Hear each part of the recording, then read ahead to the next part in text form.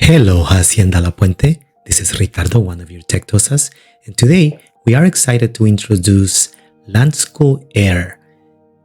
I know some of you guys are familiar with LanSchool, the app we had a couple of years ago, but LanSchool Air is web-based and it's going to be so much easier to use as you work with your students and you connect with them in a digital space and you're able to manage their devices, you're able to protect student devices, you're able to communicate with them, screen share, send websites to them, limit the web, pause their screens. There's so many great features that it has. So let's go ahead and get started. I'm going to share my screen right now so you can see it. So let's go ahead and go there.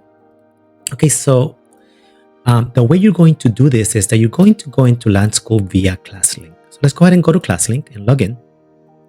Okay, you're going to log in as you usually do. And notice that from now on, when you come into ClassLink, you're going to have the option to go into LanSchool Air. It's going to be right here. So go ahead and click on it. When you click on it, it's going to ask you to log in. We have set up the single sign on for you, but you do have to type your email. Okay. Once you type your email and you go continue, do not use Google, use your HOP USD credentials. When you click continue, it is going to automatically sign you in. So for a elementary teacher, you're going to see that you're going to have your class brought in automatically from Aries via Clever. Let's say that you are a high school teacher or a middle school teacher. But for you, you're going to see that it's going to bring all of your periods inside of LanSchool Air. So once we are in here, let's go ahead and go over some of the best practices that we recommend for you. You're going to notice that all of the classes by default are going to look the same. They're going to have this little girl with her hand up. And notice that when you look at the way they are named, it's coming from Aries. So it says IB Spanish SL. And I have to hover to show that that's period 3 as opposed to period 6, okay? So because of that, you do have the ability to customize this a little, okay? If you go on the wheel, you can click on it. That's the first thing we're gonna do.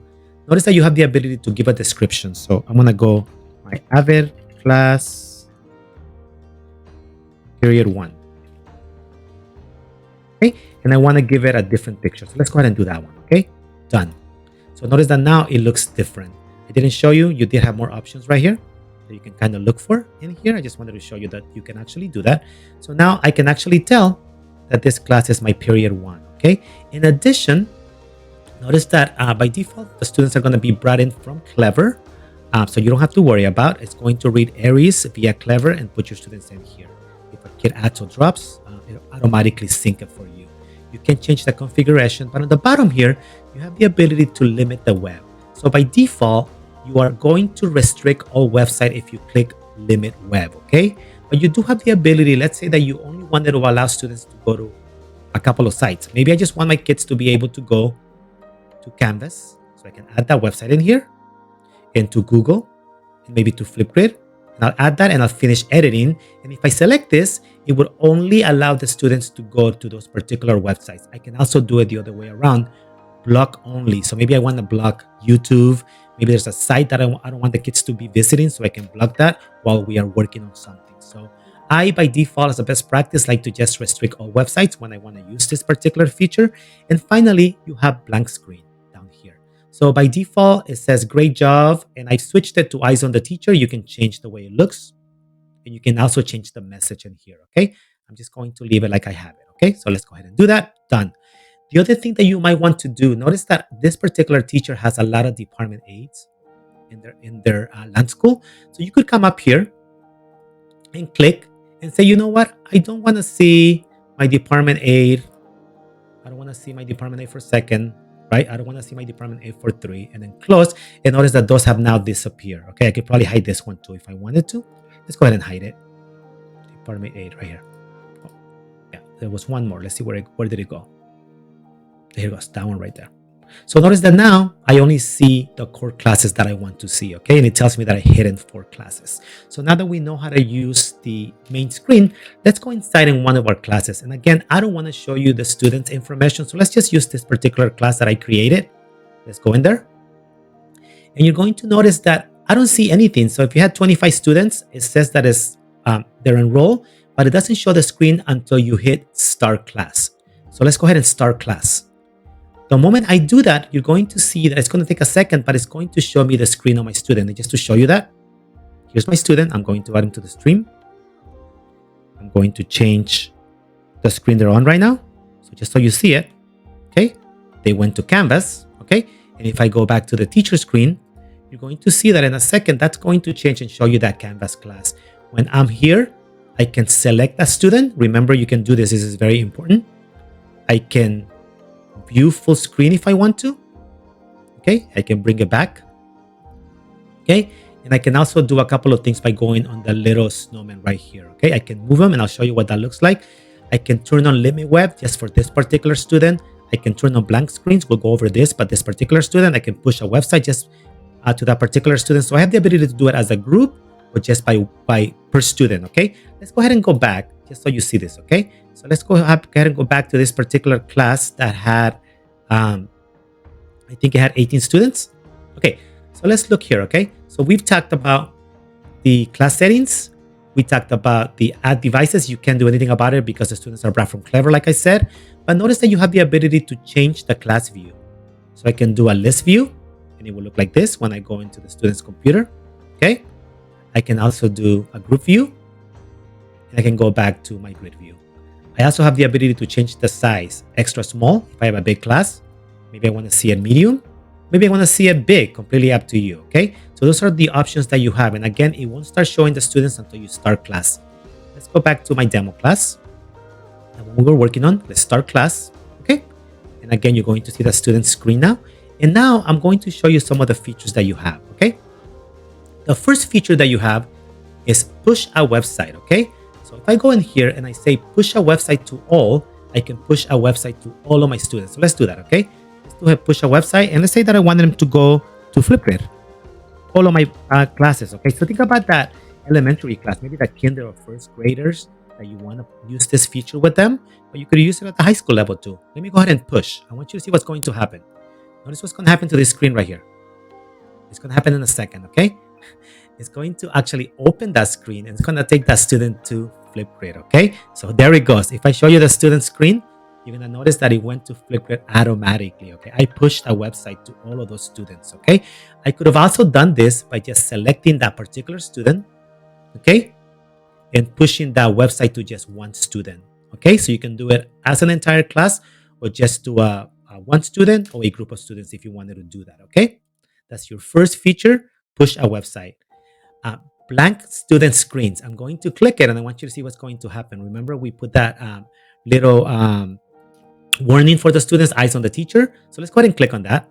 Again, I can blank all screens. If I selected just one student, I could blank that particular student. So let's go ahead and do that. Okay, I blanked that particular student. I want you to show you what I want you to see what the student sees. Great job. Eyes on the teacher. If I came into that student screen, I cannot do anything. I can't move anything around. Okay, so the student cannot do anything on the screen until I come in here and I say unblank all screens, and now they're going to go back to normal. So that was blank the screens. You can also limit the student's website.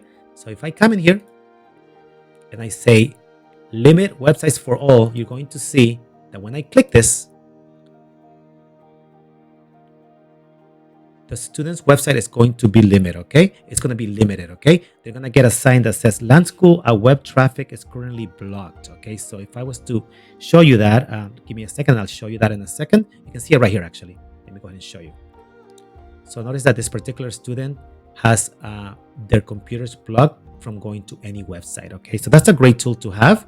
Again, let's go ahead and turn that off for now. So now it's going to go back to normal. And it'll come back right now. So let's give it a second and it's going to come back right now. Okay. So let's have the student go back. Okay, it should be able to see the student's screen back to normal in a second. There it goes. Okay, so it's a great tool to have to be able to use with our students. Okay.